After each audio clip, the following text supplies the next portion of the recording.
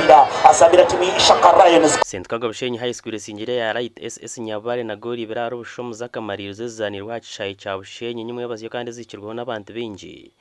nukwe kwegaruze kikope cyo murundo rwa 8 yekoratanasize Clive biside nebakuru kutawano bayizo bakubawana yagala kwesenta linga wano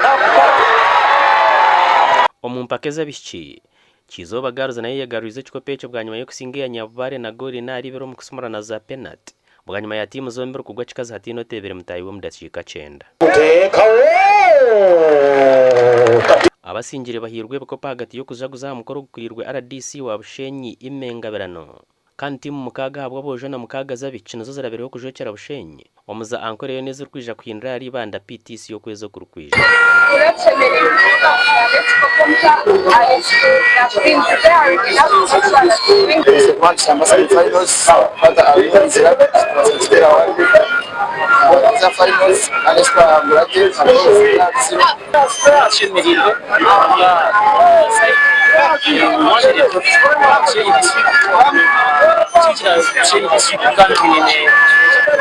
izoba urashemerirwe